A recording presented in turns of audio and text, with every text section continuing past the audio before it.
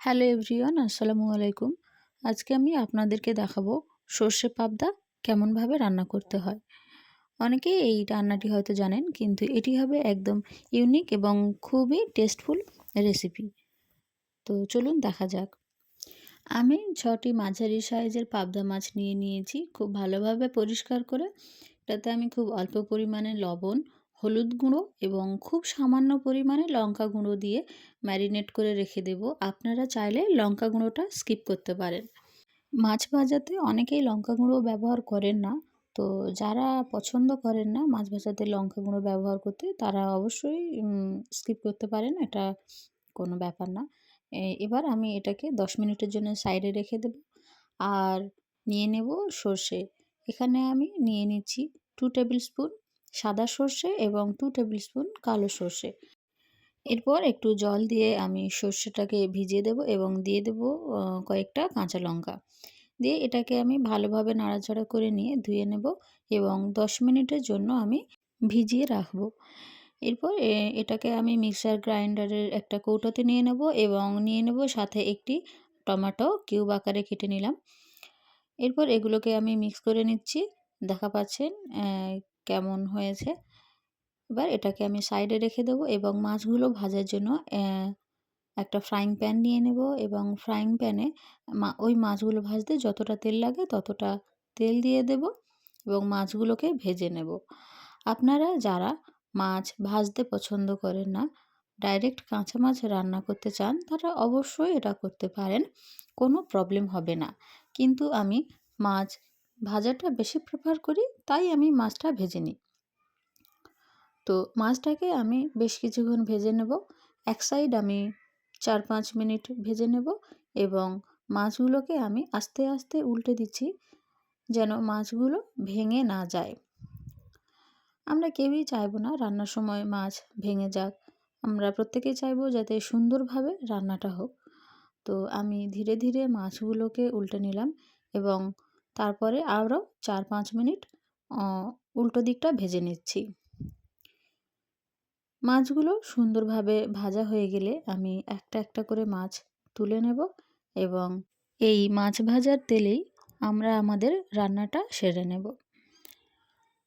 তো মাছগুলো আমি এখন একটা একটা করে তুলে নেব এবং ওই তেলেই আমি দিয়ে দেব 1/2 টেবিল স্পুন হলুদ গুঁড়ো, স্বাদ মতো লবণ এবং 1/2 টেবিল স্পুন লঙ্কা গুঁড়ো এবং খুব অল্প পরিমাণে দেব কাশ্মীরি লাল লঙ্কার গুঁড়ো। এখানে আমি কাশ্মীরি লাল লঙ্কার গুঁড়োটা কালার আসার জন্য দিয়েছি, আপনারা এটাকে স্কিপ করতে পারেন। এরপরে আমি দিয়ে দিচ্ছি 1/2 টেবিল স্পুন আদা রসুন বাটা। আমরা মাছে আদা রসুন বাটা অনেকেই ব্যবহার করি না, সেটা পুরোপুরি আপনার নিজের উপরে নির্ভর করবে। আমি যেহেতু আদা রসুন ব্যবহার করি, সেহেতু আমি আদা রসুন দিলাম। আপনারা চাইলে এটাও স্কিপ করতে পারেন। এরপরে আমি দিয়ে দেব সর্ষে এবং টমেটো পেস্টটা দিয়ে ভালোভাবে নাড়াচাড়া করে নেব। এটা দেখা পাচ্ছেন কেমন সুন্দর একটা কালার আসবে, পরেই দেখা পাবেন। আমি খুব সুন্দরভাবে এটাকে নেড়ে নিলাম এবং এটাকে আমি বেশ কিছুক্ষণ হতে দেব, যতক্ষণ না তেল উঠে আসে। 3-4 মিনিট এটাকে আমি রান্না হতে দিলাম। দেখা পাচ্ছেন কি সুন্দরভাবে তেল উঠে এসেছে। এরপরে আমি আরও একবার নেড়ে দেব এবং 2 থেকে 3 মিনিট এটাকে রান্না হতে দেব। এটা আপনারা অবশ্যই খেয়াল রাখবেন যেন সর্ষেটা কড়াইয়ের গায়ে লেগে না যায়। প্রয়োজন হলে আপনারা এটাকে বারবার নাড়াচাড়া করতে থাকবেন। যদি সর্ষেটা কড়াইয়ের গায়ে লেগে যায়, এটা তিতো হওয়ার সম্ভাবনা বেশি থাকে। তো আরও একবার আমি এটাকে নেড়ে দিলাম এবং এটাতে আমি 1 কাপ পরিমাণ জল দিয়ে দেব। আমি এখানে 1 কাপ পরিমাণ জল দিচ্ছি, কারণ মাছটা আমার ভাজা আছে, খুব বেশি রান্না করতে সময় লাগবে না, তাই আমি অল্প পরিমাণ জল দিলাম। যারা কাঁচা মাছ রান্না করবেন, তারা মশলাটার উপরে মাছ ছেড়ে দেবেন এবং একটু বেশি পরিমাণেই জল দেবেন। তো এখানে আমি 1 কাপ পরিমাণ জল ব্যবহার করেছি এবং কিছুক্ষণ ওয়েট করার পরে যখন ঝোলটা ফুটে উঠেছে, আমি তখন ভাজা মাছগুলো দিয়ে দিচ্ছি। তো ভাজা মাছগুলো দিয়ে দেওয়ার পরে আমি এটা ঢেকে দেব এবং ৬ থেকে ৭ মিনিট এটাকে আমি কুক করব। তো ৬ থেকে ৭ মিনিট পরে আমি ঢাকনাটা খুলে দেখব কেমন হয়েছে রান্নাটা। দেখাই পাচ্ছেন কেমন সুন্দর একটা টেক্সচার এসছে। এবং এই রান্নাটা যা হয়েছিল এটা খেতে অসম্ভব সুন্দর হয়েছিল। আপনারা অবশ্যই, অবশ্যই করে এটা একবার ট্রাই করবেন।